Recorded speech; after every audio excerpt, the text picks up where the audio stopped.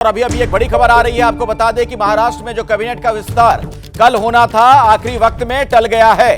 तो अभी की बड़ी खबर आ रही है सियासत की दुनिया से, अब सोमवार के बाद नई कैबिनेट पर फैसला होगा। ये एक अभी अभी ताजा जानकारी और मिली है। महाराष्ट्र कैबिनेट का विस्तार टल गया, तो सवाल अब यही कि वजह क्या। हमारे साथ विकास भदौरिया हमारे सहयोगी जुड़ गए इसी खबर पर और ज्यादा जानकारी आपको देंगे। विकास, क्या कोई पेच फंसा हुआ है? क्या वजह है कि आखिर बिल्कुल आखिरी वक्त में ये विस्तार टला है?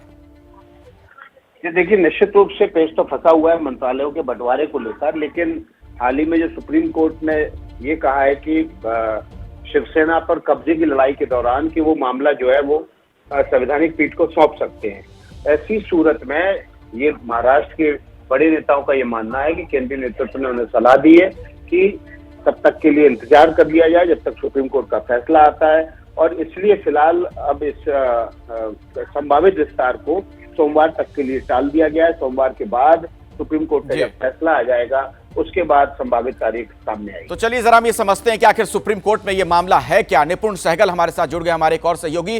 निपुण, सुप्रीम कोर्ट में जो सुनवाई सोमवार को होनी है, क्या उस वजह से ये दिक्कत आ रही है, कैबिनेट विस्तार जो टला है?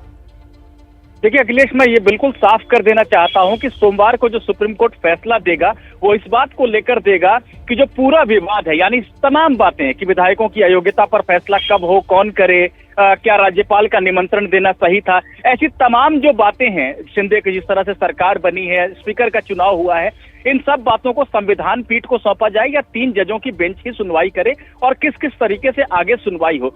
तो निश्चित रूप से शिंदे सरकार को सुप्रीम कोर्ट के आने वाले फैसले से कोई खतरा नहीं है फिलहाल, लेकिन ऐसा लगता है कि दोनों पार्टियों ने मिलकर ये तय किया है कि सुप्रीम कोर्ट के फैसले का इंतजार करें, क्योंकि उससे पहले अगर एक कैबिनेट का विस्तार किया जाता है तो कहीं ना कहीं कोर्ट को भी एक अच्छा संकेत नहीं जाएगा कि जब मामला लंबित है तो ये सारी चीजें हो रही है। सुनवाई के दौरान चीफ जस्टिस ने ये कहा भी था कि हमने 10 दिन के लिए रोक लगाई थी डिप्टी स्पीकर की कार्रवाई की पर, लेकिन आपने इस बीच में सरकार बना लिया, तमाम चीजें हो गई, तो कहीं ना कहीं अब एक नकारात्मक संदेश नहीं देना चाहते हैं और इसलिए इंतजार कर रहे हैं कि सोमवार को एक बार आदेश आ जाए, उसके बाद कैबिनेट विस्तार कर लिया जाए। चलिए, शुक्रिया निपुण सहगल आपका। विकास भदौरिया भी हमारे साथ जुड़े हुए थे, आपका भी बहुत बहुत धन्यवाद। तो अब सोमवार के बाद कैबिनेट विस्तार को लेकर बातचीत होगी। बिल्कुल आखिरी वक्त में यह फैसला टाल दिया गया है।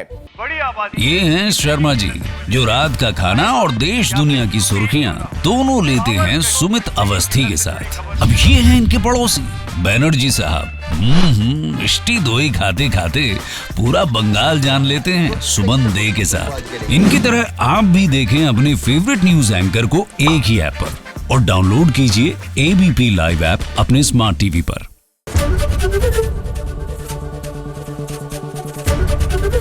एबीपी न्यूज आपको रखे आगे।